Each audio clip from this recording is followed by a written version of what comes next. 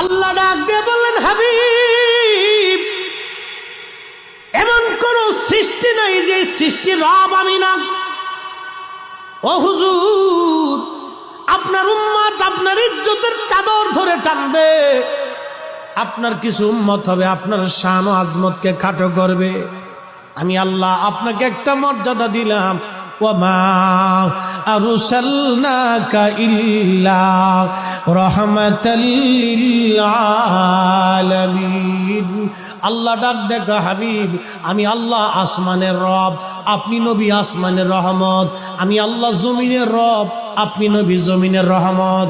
আমি আল্লাহ রহিমের রব, আপনি নবী রহিমের রহমত। আমি আল্লাহ বরজখের রব, আপনি নবী বরজখের রহমত।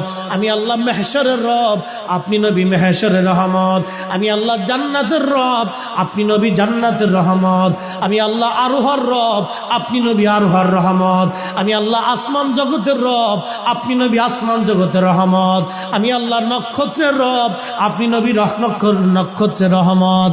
আমি আল্লাহ দাওয়াবুর রব, আপনি নবী দাওয়াবুর রহমত। আমি আল্লাহ সাজারুনের রব, আপনি নবী সাজারুনের রহমত। আমি আল্লাহ পাহাড়ের রব, আপনি নবী পাহাড়ের রহমত। আমি আল্লাহ সৃষ্টির রব, আপনি নবী সৃষ্টির রহমত। আমি আল্লাহ কুল মাখলুকের রব, আপনি নবী কুল মাখলুকের রহমত। আমি আল্লাহ কুল কায়নাতের রব, আপনি নবী কুল কায়নাতের রহমত। রহমত ছাড়া আল্লাহ সৃষ্টি চলে না, নবী ছাড়া সৃষ্টি চলবে না। নবী নাই, সৃষ্টি নাই, নবী যেখানে আমরা আছি সেখানে। এই জন্য নবীর ইজ্জতকে যারা ছোট করে দেখে ওরাই হলো অরিজিনাল বেদাতি। কথা বলেন ঠিক কিনা?